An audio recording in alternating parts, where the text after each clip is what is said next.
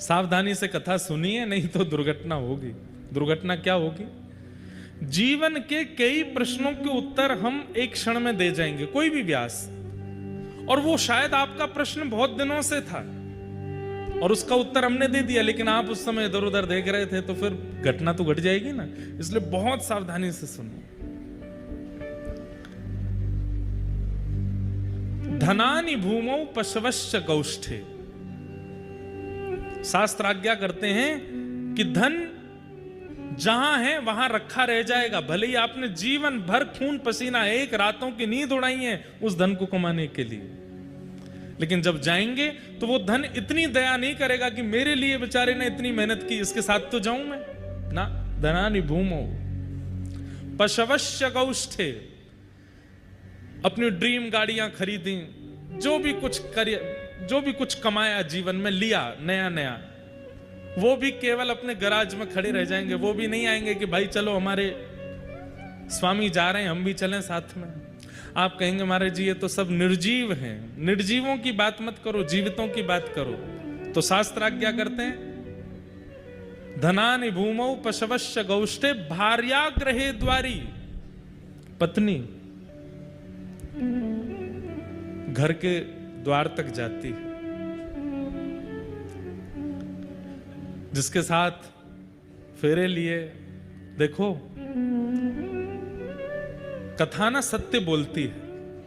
कथा में वक्ता भले ही दंपति सामने बैठे हैं, पति पत्नी कथा सुन रहे हैं, फिर भी यहां सत्य ही बोला जाता है और सबको सुनना पड़ता है।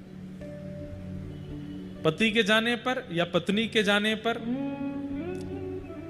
पत्नी जाए तो पति तो चला जाता है शमशान तक, पर पत्नी नहीं जाती। पत्नी घर के द्वार तक जाती, उसके आगे नहीं जाती। क्यों? आपने तो फेरे लिए थे, ब्याह किया था, जन्म जन्म साथ रहेंगे, मरेंगे जिएंगे साथ में, फिर भी पत्नी घर के द्वार से आगे नहीं जाती। आप कहेंगे महाराज जी पत्नी तो आई थी 25 साल के बाद, 25 साल पहले जो मेरे साथ थे वो तो मेरे साथ जाएंगे। तो कहते हैं जनश्मशाने, वो भी केवल शमशान तक जाते। कहां एक कील लगने पर, थोड़ी सी चोट आ जाने पर पूरा घर भागता था, अरे बाबू को लग गई, लगाओ इसको, कुछ चोट लग गई, ये हो गया वो हो गया, ठीक करो, ये नहीं होना चाहिए वो नहीं होना चाहिए, डॉक्टर साहब इसको ठीक करो। और उसकी मृत्यु हो जाने पर वो भी केवल शमशान तक साथ जाते हैं, उसके आगे नहीं जाते। आप कहेंगे महाराज जी 25 साल तक शरीर के लोग साथ में थे, लेकिन ये देह, ये शरीर तो मां के गर्भ में मेरे साथ में था, ये शरीर तो सबसे पहले से मेरे पास है।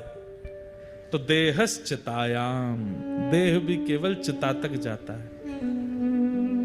और जल करके वायु वायु में मिल जाती है, जल जल में मिल जाता है, अग्नि अग्नि में मिल जाती है, पंचभूत जो हमारे अंदर हैं सब बिखर जाते हैं, सब अपना अपना अंश लेकर के चले जाते हैं।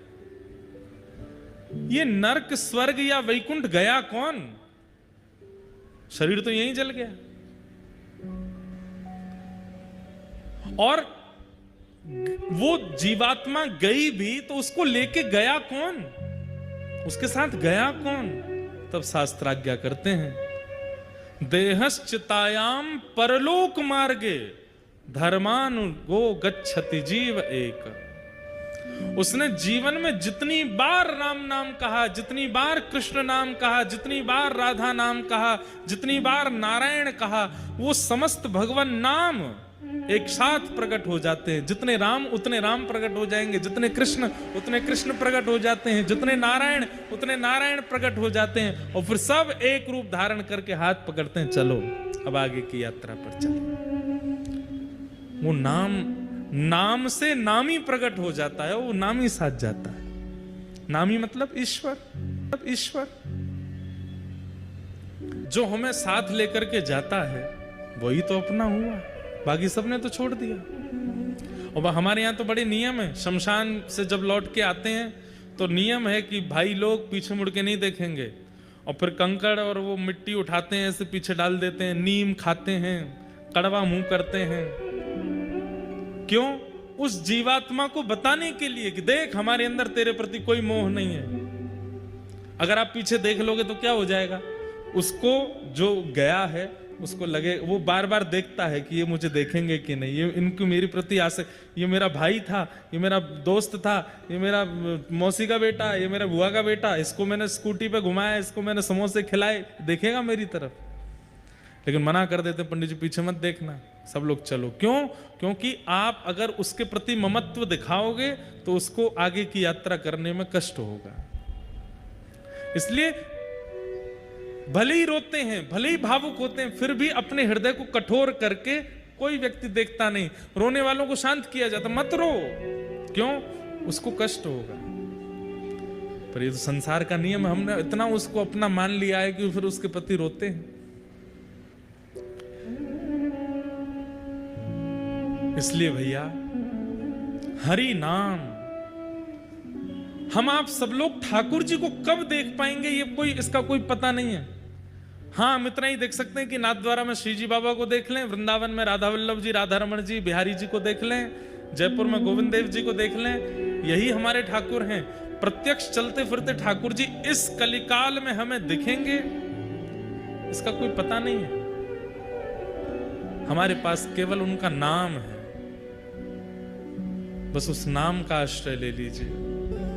नाम एक क्षण के लिए भी आप उसका त्याग मत करो, वही परम सत्य है। उसी परम सत्य नाम को यहां पर प्रणाम किया गया। सत्यम परम धीमहि, हम नाम को वंदन करते हैं। जिस नाम के सहारे, जिस नाम के आश्रय से प्रहलाद ने भगवत प्राप्ति की, मीरा ने भगवत प्राप्ति की, सूरदास ने भगवत प्राप्ति की, कुम्मन दास ने भगवत प्राप्ति की, वही नाम हमारा आश्रय है। नाम और मंत्र ये दो अलग है। गुरु प्रदत्त मंत्र जो है, मंत्र क्या है? मंत्र परहेज है और नाम औषधि है। बहुत ध्यान से सुनिएगा। मंत्र परहेज है और नाम औषधि है। कई बार आप गुरु आश्रित होने के बाद मंत्र का त्याग कर देते हैं, नाम के आश्रय में आने के बाद कि अब तो नाम ही चल रहा है। औषधि लेते रहेंगे, परहेज नहीं करेंगे तो भी रोग ठीक नहीं होगा, परहेज तो करना पड़ेगा। इसलिए गुरु प्रदत्त जो मंत्र होते हैं, या फिर वैदिक परंपरा से आपको जो मंत्र प्राप्त हैं, जैसे कि ओम नमो भगवते वासुदेवाय 12 अक्षर मंत्र है, या गायत्री मंत्र है। गायत्री मंत्र माइक पे नहीं बोलते, ऊंचे स्वर में नहीं बोलते। या फिर हमारे श्री वैष्णव परंपरा में जो रामानुज परंपरा के यहां बैठे हैं, उनको अष्टाक्षर मंत्र मिला है, कई लोगों को गोपाल मंत्र मिला है। ये मंत्र की विशेषता आपको जाननी पड़ेगी, वो परहेज है। नाम अलग करते रहिए, मंत्र का भी आश्रय लेते रहिए। मंत्र और नाम दोनों साथ में करेंगे तो परहेज औषधि दोनों होंगी, रोग नष्ट भी होगा, और रोग नष्ट होते ही आपको स्वस्थता रूपी श्री कृष्ण की प्राप्ति हो जाएगी। नाम क्या है? भगवान का नाम परम सत्य है। वो नाम ही को प्रकट कराता है, इसलिए उस नाम को ही हम परम सत्य कह करके उसको प्रणाम करते हैं। धर्म प्रोजित कैतवोत्र परमो निर्मत्सराणां सतां वैद्यं वास्तवमत्र वस्तु शिवदं तापत्रयोन्मूलनं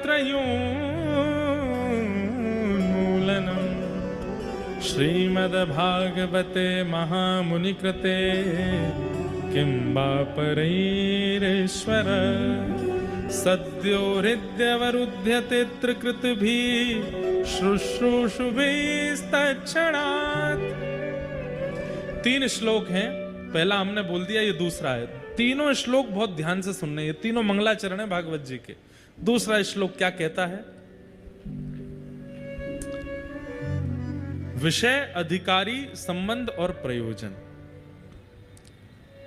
सबसे पहली बात, भागवत का विषय क्या है? विषय क्या है?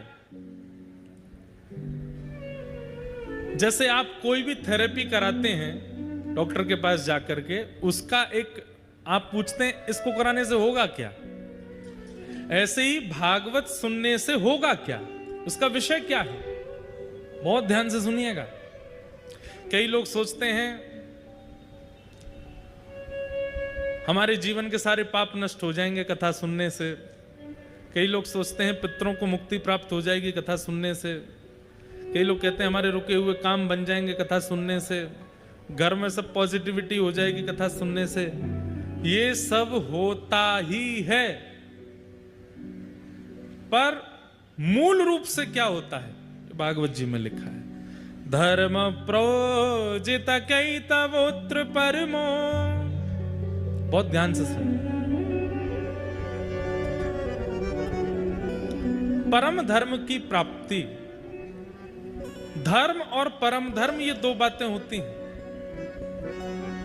आप शरीर का चिंतन करके भोजन करते हो, शरीर का चिंतन करके स्नान करते हो, शरीर का चिंतन करके तैयार होते हो, शरीर का चिंतन करके घूमने जाते हो, डोलते हो, आदि आदि। जहां शरीर का चिंतन करके क्रियाएं की जाती हैं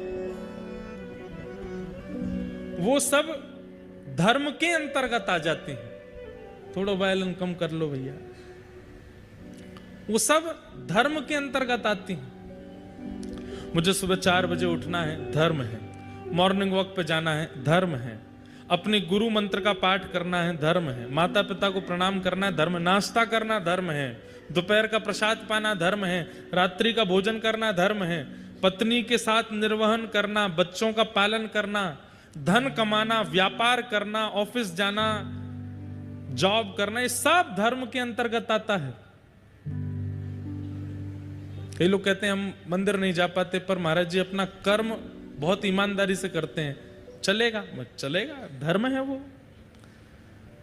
लेकिन परम धर्म क्या है? बहुत ध्यान से सुनो। जिस दिन बैठे बैठे चिंतन होने लगे कि इस देह की भरपाई करते जा रहे हैं हम, जीवन निकल रहा है हमारा, पर इस देह के अंदर एक सूक्ष्म जीवात्मा है। वो जीवात्मा अपना कल्याण हमसे करवाना चाहता है, जो हम ही हैं। वास्तव में हम कौन है? वो आत्मा है जो इस शरीर के अंदर बैठी है। उस आत्मा का मुझे उद्धार करना है, उस जीवात्मा का मुझे कल्याण करना है। और इस विचारधारा से जब आप जीवन जीने लग जाएंगे तो वो परम धर्म कहलाएगा। समझ में आवे बात तो ही ताली बजाओ, नहीं तो नहीं बजानी है। सुनो, अभी सुन लो। अभी बाउंसर गई है, अभी देता हूं। अभी ऊपर से निकल गई है बात। आपके सामने अभी मन कर गया कि कचौड़ी खानी है मुझे। ये आत्मा ने नहीं बोला है, ये किसने बोला है? देह ने बोला है। देह कह रहा है कचौड़ी खानी। आप कचौड़ी खाने चले गए, खा के आहा आनंद आ गया, वाह क्या सब्जी थी, चटनी थी, आनंद आ गया, स्वाद मिल गया, बढ़िया मजे आ गए। ये देह का सुख है। मुझे इतने रुपए तो कमाने ही है, कोटा में एक बंगला बनाना है, ऐसा करना है, वैसा करना है, ये गाड़ी लेनी है। ये कौन सोच रहा है? ये देह सोच रहा है, आत्मा नहीं। लेकिन एक दिन मन में विचार आया सब कुछ है पास में, या कुछ भी